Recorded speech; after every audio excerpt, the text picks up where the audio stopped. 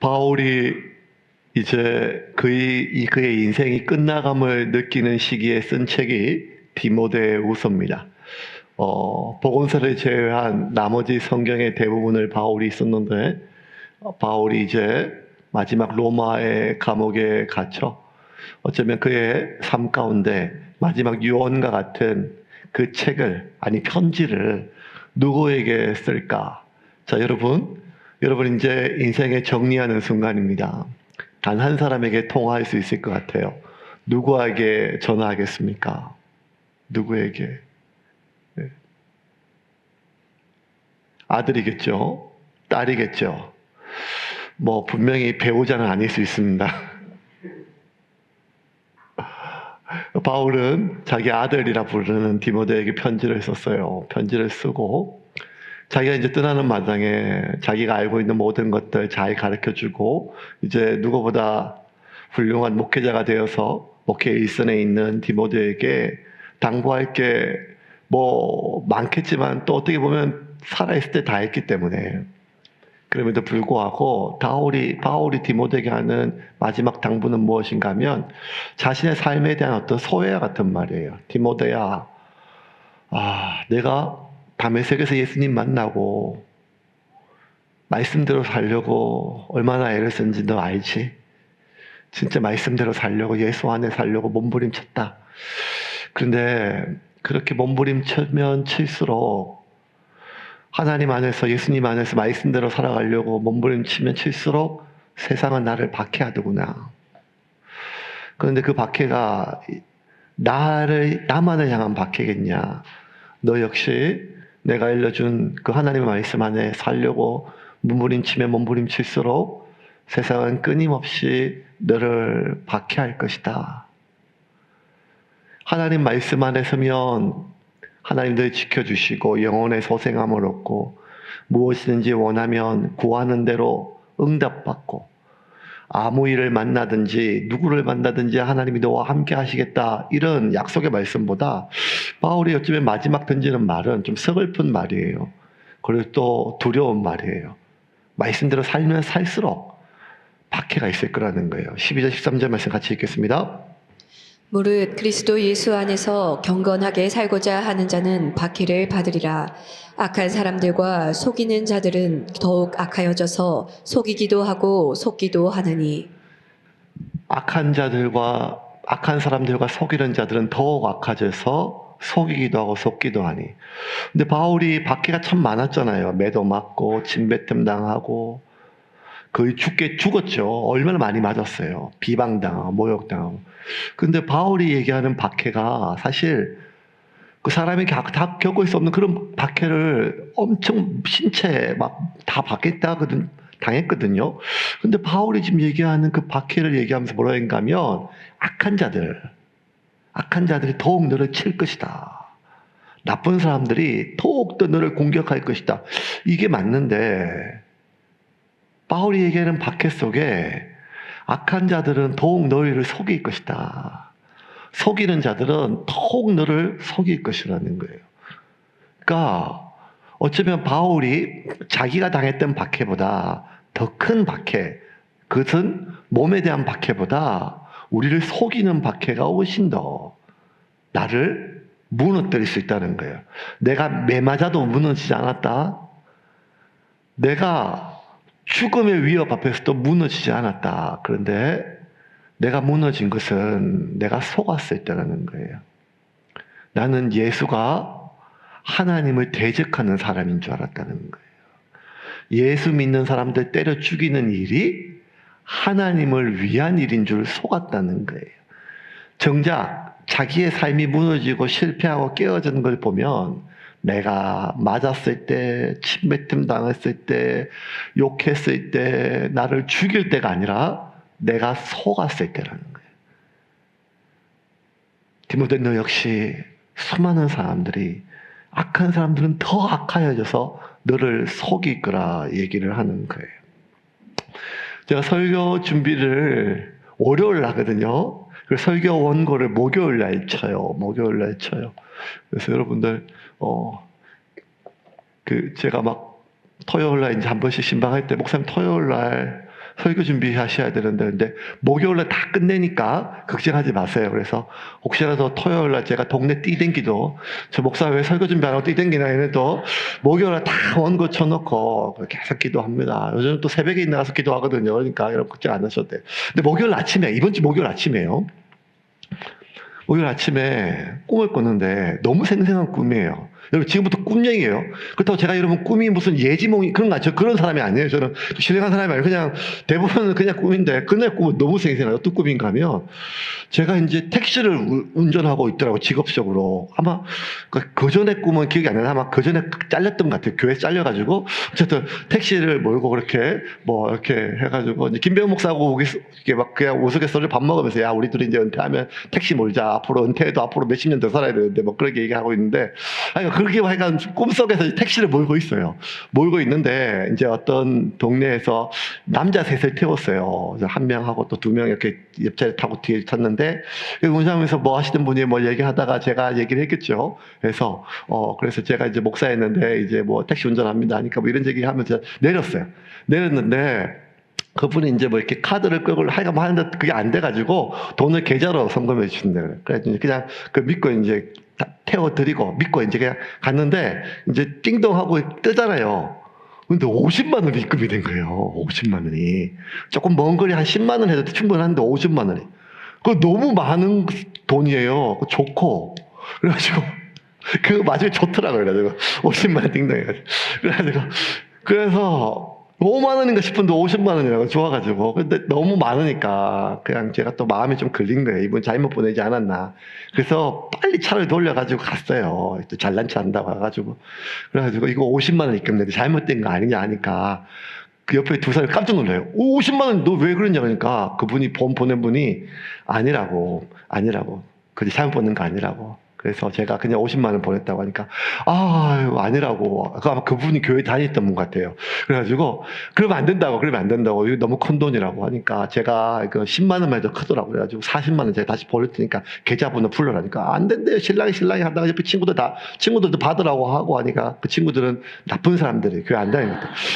그래가지고 그분이 계속 안 받는다 그래가지고 제가 하니까 그래서 나중에 안 되니까 그냥 그분이 제 자존심 상할까봐 이제 번호를 불러주셨어요. 툭툭툭 해서 송금하는데 자꾸 몇 번을 송금이 안 돼요. 민망하잖아요. 그래가지고 하니까 계좌가 그분이 외국 계좌라고 안 된다고 그래서 몇 번 하도 안 되니까 자기가 하겠다고 이렇게 해가지고 툭툭툭 눌러가지고 송금이 됐어요. 딸랑하고 이제 그게 하고 이제 제가 택시를 몰고 다시 가는데 그래가지고 갔는데 혹시나 해가지고 갔는데 40만 원 입금인 줄 알았는데 4천만 원이 입금이 된 거예요. 여러분 꿈 얘기. 너무 제가 자세하게 얘기해가지고 몰입했지만 이게 꿈 얘기라니까 꿈 얘기. 4천만 원이고 뭐고 제 통장에 뭐 40만 원도 없거든요. 40만 원도. 여러분 아시죠? 제 용돈 얼마인지. 왜 월초에 받아가지고 40만 원 받아서 월 말이면 거의 없는데. 그래가지고 갑자기 막 하늘이 노래가지고 내가 갑자기 막 그냥 뭔가 생각이 드는 그거 중에 당했다 하고 이제 내가 왜 바보같이 그걸 넘기고 그 보이스피싱 당한 청년들 많이 봐가지고 상담하고 내가 속상하니까 왜 그랬을까 했는데 내가 바보 같은 거에 막 그냥 운전하면서 막 머리를 막 찍는 거예요 막 하면서. 그래서 제일 먼저 떠오르는 게 집사람 얼굴이에요. 어떡하지?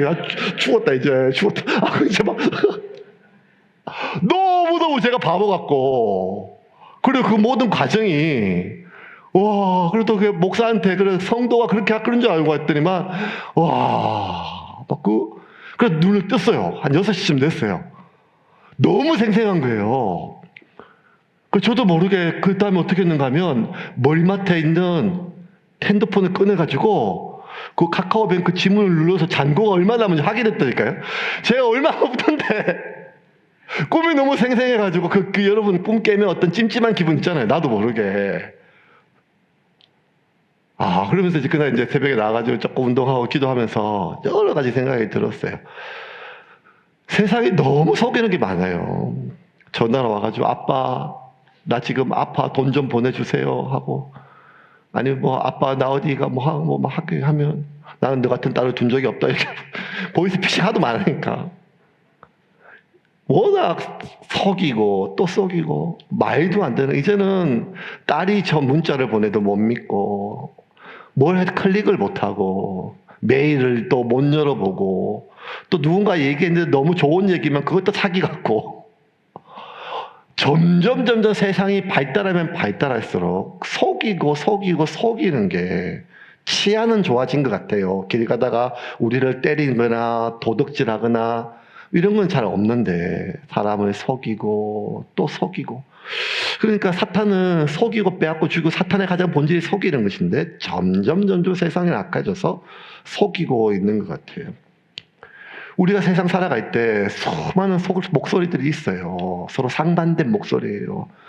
너무 가치관과 가치관이 부딪히는 시대에 우리가 살고 있고, 생각과 생각이 부딪히고, 목소리가 서로 부딪혀요. 똑같은 사건을 보고 완전히 반대로 서로 해석을 해요. 이렇게 가치관이 혼란스럽고 원칙이 뭐가 자기들 입맛에 다 맞추는 이러한 시대 속에 우리는 그럼에도 불구하고 수많은 사건들을 보고 해석하고 또 판단하고 결국 내가 무언가를 선택해야 되는데, 이 선택이 이제 너무너무 혼란스럽다는 거예요. 심지어 교회에 누가 모르는 사람이 오면 신천지가 아닐까. 모든 것들이 이제는 다 일단은 의심을 해야 돼요. 왜? 나를 지키기 위해서는요. 왜 혼란스러운가 하면, 우리를 속이는 사람들을요, 돈을 이야기하기 때문이 아니라, 그 사람이 돈을 얘기하는 게 아니에요. 그 사람이 우리의 욕망을 얘기하는 게 아니에요. 우리의 쾌락을 얘기하는 게 아니에요. 왜 혼란스러운가 하면, 그가 믿음을 얘기하기 때문이에요. 그가 하나님을 이야기하기 때문이에요. 그래서 바울이 디모데에게 13절 다시 한번 읽어볼까요? 메시지 버전을 읽겠습니다. 파렴치한 사기꾼들은 계속해서 믿음을 이기적으로 이용해 먹을 것입니다. 저들은 자신들 때문에 길을 잃은 사람들과 같이 그 자신들도 속아 넘어갈 것입니다. 저들이 활보하는 한 사태는 점점 더 악화될 뿐입니다. 왜 혼란스러운가 하면, 그가 돈을 이야기하고 욕망을 이야기하고 정욕을 이야기하는 게 아니라 믿음을 이야기하세요. 성경을 이야기하고 하나님의 뜻을 얘기를 해요. 그런데 그 속이는 거란 거예요. 자기를 위하여 사람들을 이용해 먹는 거예요. 그러니 여러분, 이 편지를 받는 게 지금 디모데잖아요. 어려서부터 성경을 배웠고 바울에게 말씀으로 양육됐고 목회자예요. 지금 그런 디모데조차도 속아 넘어갈 수 있는 이 세상의 수많은 것들 속에서 바울이 마지막, 이제 내가 떠나가면 디모데야, 너는 반드시 네가 배우고 확신한 일에 거해야 된다. 그렇지 않으면 날마다 우리는 속아 넘어갈 수밖에 없다는 것입니다. 14절 15절 말씀 같이 읽겠습니다. 그러나 너는 배우고 확신한 일에 거하라. 너는 내가 누구에게서 배운 것을 알며 또 어려서부터 성경을 알았나니 성경은 능히 너로 하여금 그리스도 예수 안에 있는 믿음으로 말미암아 구원에 이르는 지혜가 있게 하느니라. 믿음으로 배우고 확신한 일에 거하라. 그러면 너는 내가 누구에게 배운 것을 알았느니, 어려서부터 성경을 알았느니 성경은 능히 너로 하여금, 결국 하나님 말씀 안에 거하라는 거예요. 사람 안에 거하는 게 아니라, 누구의 가르침이 아니라 하나님 말씀 안에 결국 거하라는 거예요. 그리고 그 말씀은 이미 네가 배우고 네 안에 있다는 말이에요. 그렇지 않으면 컴퓨터 바이러스처럼요, 온갖 우리를 속이는 생각들이 끊임없이 우리에게 침투해요. 매일매일 내 생각과 감정 속에, 느낌 속에 세상의 그 욕망들이요, 가치관들이, 사탄의 그 속이는 많은 것들이요, 나의 가치관과 원칙을 오염시키고 변질시켜요. 우리가 말씀을 통해서 날마다 내 생각을 바로잡지 않으면, 내가 말씀을 통해서 매일 내 감정을, 느낌을 내가 바로잡지 않으면, 여러분, 하나님의 사람조차도, 디모데조차도 내가 매일 말씀으로 내 생각과 느낌과 감정을 바로잡지 않으면 하나님의 사람이 믿음으로 사는 것이 아니라 기분대로 살아요. 그때 그 기분대로 결정해요. 그때 그 느낌대로 결정한다는 거예요. 그때 내 감정대로 믿음으로 판단하는 것이 아니라 기분의 감정의 느낌에 휘둘리게 됩니다. 왜냐하면 사탄이요 끊임없이 우리를 속이기 위해서 내 생각을 내 감정을 어떻게든지 나를 속이고 빼앗고 죽이기 위해서 난리를 치니까요. 하나님의 말씀을 들어도 어떤 훈련을 받아도 심지어 살아계신 하나님의 아들 예수님의 말씀을 직접 보고 듣는 사람이라 할지라도 사탄이 그 생각과 감정 속에 들어가서 그를 속인다는 거예요. 예수님의 12제자 중에 가룟 유다가 그의 생각 속에 사탄이 예수를 팔 생각을 집어넣었어요. 요한복음 13장 2절입니다. 같이 읽겠습니다. 마귀가 벌써 시몬의 아들 가룟 유다의 마음에 예수를 팔려는 생각을 넣었더라. 악한 원수 마귀가 사탄의 이름이 사탄은 속이고 빼앗고 죽이는 거예요. 결국 파멸시키는 거예요. 그런데 그 가장 강력한 공격들 지금도 수시로 일어나는 공격이 뭔가 하면 내 생각 속에 들어온다니까. 내 감정 속에 들어와요. 감정 속에 들어와요. 지금 이 순간에도 예배드리는 이 순간에도 설교하는 이 순간에도요. 무심코 떠올랐다고 다 내 생각이 아니란 말이에요. 맨날 밥 먹는 사람이에요. 자주 만나가지고 밥 먹다가 또 누가 하나 얘기를 툭 던져요. 그러니까 뭐 그렇게 유쾌한 말은 아니지만 무심코 던진 말이니까 그 사람 원래 그런 사람이니까 넘어갔어요. 뭐 맨날 같이 그걸 하던 사람이니까. 근데 어느 날은 그날은 유심 따라 이제 집에 오는 길에 차 안에서 무심코 어떤 생각이 떠올랐어요. 그게 뭔가 하면 내가 그렇게 만만한가? 아니 근데 그게 무심코 그냥 떠오르는 생각이, 왜냐하면 그 사람은 맨날 그런 사람이에요.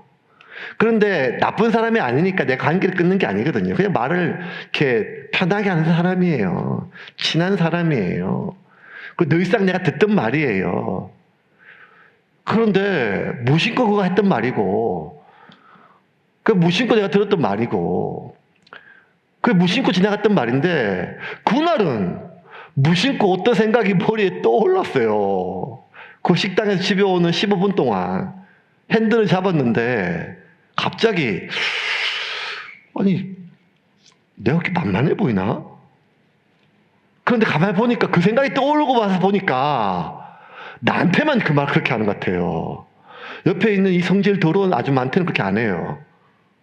근데 내가 만만한가?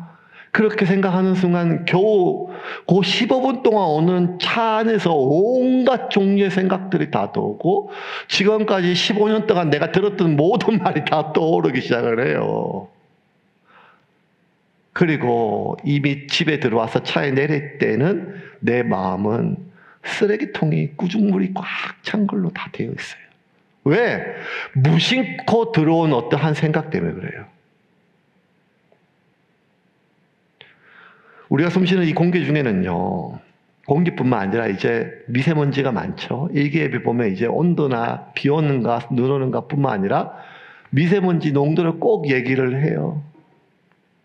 그래서 여러분, 우리가 공기청정기도 사고 또 마스크도 써요. 왜냐하면 한번 그러기 위해서요. 내 몸에 해로운 것, 내 안에 들어오면 해로운 것들, 그거 그러기 위해서 공기청정기도 틀고 마스크도 그렇게 틀지요. 마스크도 우리가 쓰지요. 왜냐하면 내 안에 들어오면 내 건강을 해치고 나쁜 거니까요. 근데 여러분 기억하십시오. 이 공기 중에, 이 공간 중에는요, 미세먼지만 독감 바이러스만 있는 것이 아니라는 거예요. 사탄은 이 공간에 어디드나 사람들의 생각 속에 우리의 호흡기를 감염시키는 바이러스처럼 사람의 생각과 감정을 감염시키는 사탄이요. 난리를 쳐요, 난리를. 지금도 난리를. 사탄의 모든 목적은 속이고 빼앗고 무너지는 거니까요. 아무리 우리가 믿음대로 살려고 해도, 아무리 결심해도, 다른 사람 다 예수님을 부인해도 나는 예수님 버리지 않겠다고 그렇게 결단했던 베드로조차도요. 누군가가 자기를 잡으러 왔을 때 그 두려움에, 그 두려움의 감정에 함몰되니까요. 예수를 부인했어요. 저주했어요. 믿음으로 결단하는 게 아니라 그때 내 기분대로, 내 감정대로, 내 느낌대로 바울이 그렇게, 아니 베드로가 가장 인생에 지우고 싶었던 가장 큰 실수가, 그 과오가, 죄가 언제 일어났는가 하면 사탄이 가룟 유다의 마음속에 예수를 팔 생각뿐만 아니라 베드로의 생각 속에 그 두려움이 들어왔을 때, 살아계신 하나님의 아들의 기적을 눈으로 보고 죽은 사람을 살린 것을 보고, 심지어 그 예수님의 눈을 보고 예수님의 말씀을 듣고 자기가 무리를 걸었음에도 불구하고 한 작은 여자애가 하는 말에 두려워서 예수를 부인하는 걸 넘어 저주했어요. 그랬던 베드로가 마지막 순간까지 성도들에게 전했던 말은 무엇인가 하면 속지 말라는 거예요. 왜?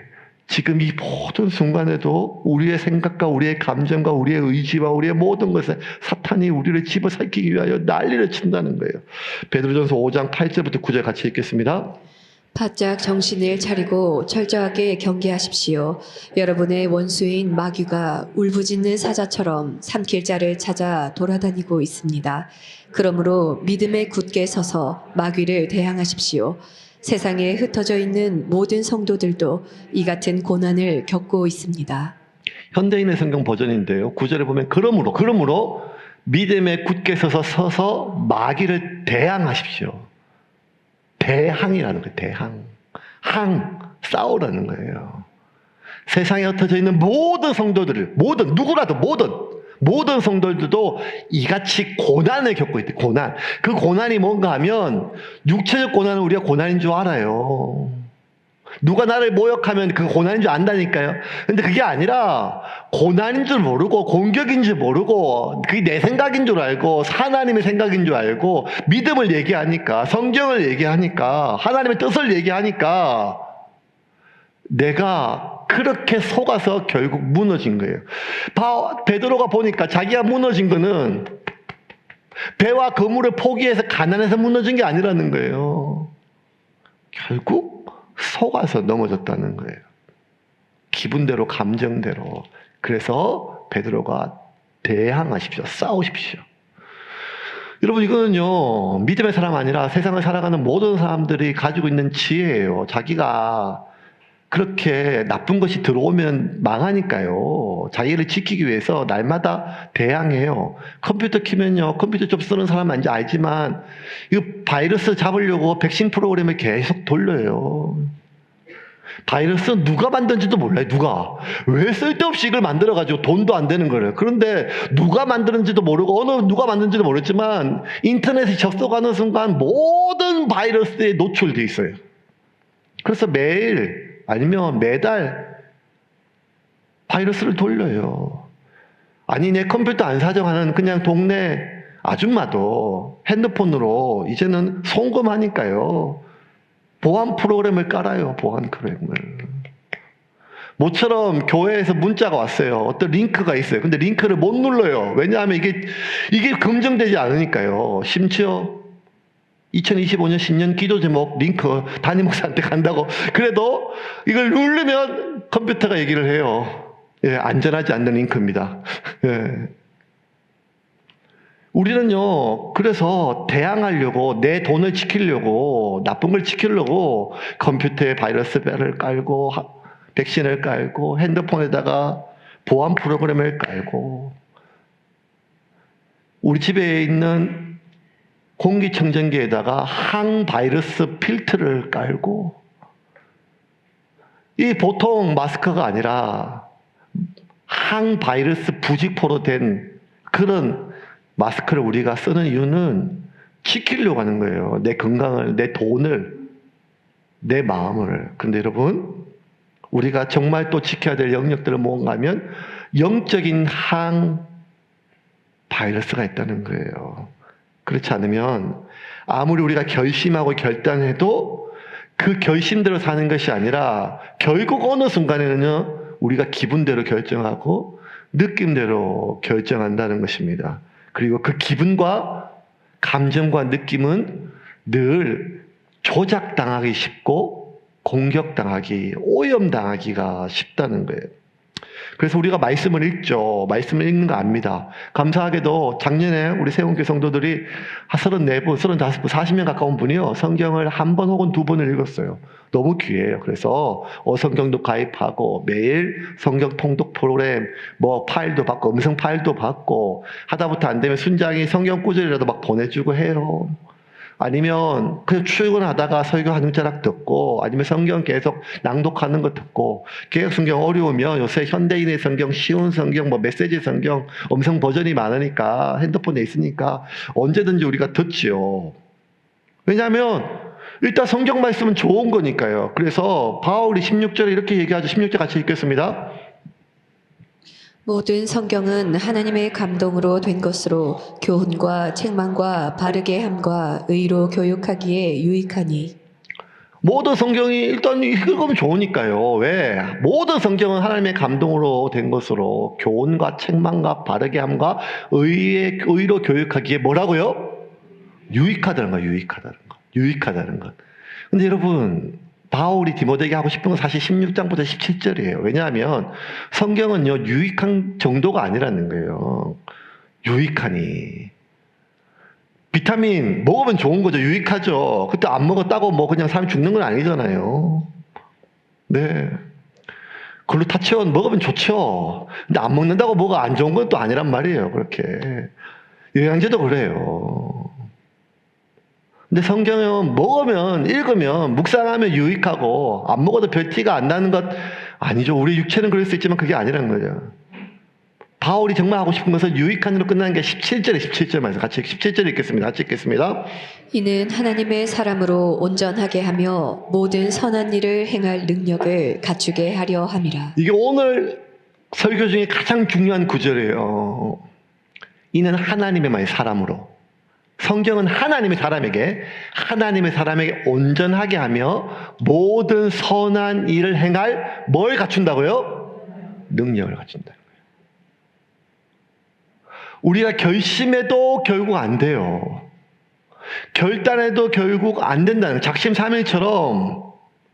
그런데 그러면 더 강하게 결심하고 더 뭐하게 비전하게 하고 저도 여러분 2025년 오면서 마음속으로 결심한 게 아니에요. 습관을 기르려고.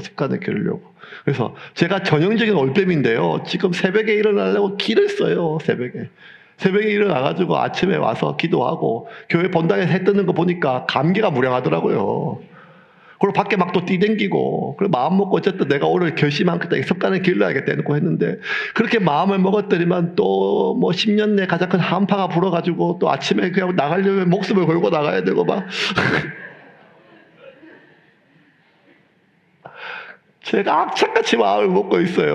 21일 정도 해야 내가 좀 바뀌어가지고 하고 6개월이 지나야 이제 안 하면 몸이 불편하고 저절로 되고 6개월이 지나면 이제 안 하면 불편한 정도 몸에 있고 그래서 몸에 익어야 내가 할 수 있다. 이거는 의지가 되는 게 아니다. 이렇게 맨날 머릿속에 되뇌이는데 이게 여러분 결심해서 무너진 게 한두 개가 아니잖아요. 개가 토한 것을 또 삼키고 또 삼키고. 중요한 것은요, 여러분, 우리가 설교 때마다 말씀을 듣거든요. 말씀, 여러분, 오늘도 우리 알잖아요, 여러분. 오늘, 설교 때마다 우리가 결심을 해요. 여러분도 조금 있으면 이제 말씀을 정리하겠습니다 하면 애경자매가 막 금반 치고 그러면 제가 막 또 몽롱하게 해가지고 또 이렇게 결심합시다. 그러면 여러분 또 다 알지만 또, 그래, 이번 주는 예배로 살아야겠다, 예배. 그래서 정말 하나님 되신, 하나님이 우리에게 이 땅에 행하신 것, 하나님이 나에게 행하신 것, 그것을 기억하면, 하나님이 나에게 행하실 것을 기대하면서, 아무리 두려운 상황 속에서도, 아무리 분노와 정오 상황 속에 내가 함몰되지 않고, 영원히 소생함을 얻어서 살아날 수 있다. 그래서 내가 예배를 회복하자. 지난주 우리 결심이잖아요. 근데 문제는 우리가 성경을 읽을 때 결심하고 예배를 드릴 때 결심하고 또 성구 영신 예배 때 또 결심하고 기도할 때 결심하고 결단하지만 문제는 결심이 나를 바꾸는 게 아니라는 거예요. 왜? 우리의 감정과 우리의 의지가 시작이 될 수 있지만 사람이란 것은 몸을 가지고 있으니까요. 살을 가지고 있고 뼈를 가지고 있잖아요. 그래서 마음을 먹어도 마음은 어쨌든 뭐가 갈 수 있지만 결국 내 삶이 변하는 것은 몸이 바뀌어야 되는데 몸이 바뀌는 것은 습관이 바뀌기 전까지는 안 된다는 거예요. 그래서 바울이 지금 뭐라고 얘기하는가 하면 17절에 다시 한번 볼까요? 17절 방금 이는 하나님의 사람으로 온전하게 하며 모든 선한 일을 행할 뭘요? 능력. 오직 하나님의 말씀이 능력이래. 뭘 능력인가 하면 결심한 것을 실행할 수 있는 능력. 무슨 능력? 결심한 것을 행할 수 있는 능력. 무슨 능력? 내가 결단한 것을 지속할 수 있는 능력. 그 능력 오직 하나님의 사람에게 하나님의 말씀이. 이게 바울이 디모데에게 마지막까지 전해주고 싶은 간절한 소망이었어요. 우리가 맨날 넘어지는 것, 그래요. 마음에는 원이지만 육신이 약하지요. 예수님도 그러셨어요. 마지막 죽기 돌아가시기 전에 너무 힘드셔서 나랑 같이 깨어서 기도해 달라고 했을 때 3번이나 자고 있는 사람들에게 마음으로는 원이지만 육신이 약하다. 예수님께서 말씀하시죠. 마가복음 14장 38절입니다. 같이 읽겠습니다. 시험에 들지 않게 깨어 있어 기도하라. 마음에는 원이로되 육신이 약하도다 하시고. 이런 우리를 이해하셔서 하는 말이죠. 한데 여러분, 이 말의 진짜 의미는 뭔가 하면 마음으로는 원이로도 육신이 약하다. 이 말은 뭔가 하면 마음으로 안 된다는 거예요. 마음으로. 몸이 바뀌어야 된다는 거예요. 살이, 뼈가 우리 몸으로 구성되어 있으니까요. 결심으로 안 된다는 거예요. 마음으로 시작할 수 있지만 지속할 수 있는 것은 말씀이라는 거예요. 결심으로 시작할 수 있지만 그것이 실행되는 것은 하나님의 능력이라는 거예요. 그래서 여러분, 성경은요, 단지 내가 감동을 받아서 어떤 결심하고 결단을 넘어서 실제로 이 하나님의 말씀은요, 내 살을 쪼갠다는 거예요. 내 뼈를 쪼갠다는 거예요. 우리가 요새는 하도 좋은 강의가 많으니까 좋은 강사들 많잖아요.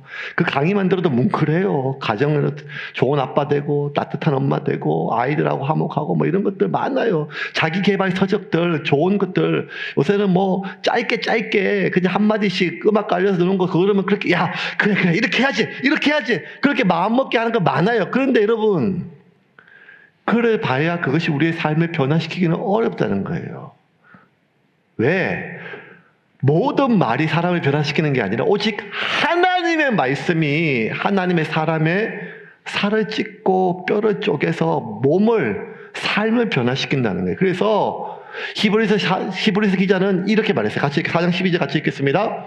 하나님의 말씀은 살아있고 활력이 있어 좌우에 날선 어떤 검보다도 예리하여 혼과 영과 및 관절과 골수를 찔러 쪼개기까지 하며 또 마음의 생각과 뜻을 판단하나니. 하나님 말씀은 살았다는 거예요. 활력이 있다는 거예요. 그래서 좌우의 나이스는 어떤 검보다 메스보다 날카로워서 하나하나 지금 분석해요. 여러분, 마치 의대 교과서처럼 해부학적 아나토미 교과서처럼 혼과 영, 아직도 신학계에서는요, 인간을 영혼으로 할지 아니면 영과 홍을 나눌지 논쟁이거든요. 근데 혼과 영 뿐만 아니라 관절과 골수, 몸과 살과 뼈, 그리고 또 마음의 생각, 뜻, 마음과 생각과 뜻은 의지, 생각, 지적 판단, 마음, 이 모든 영역들을 하나하나 지금 나눠가지고 설명에 뭐라고 하면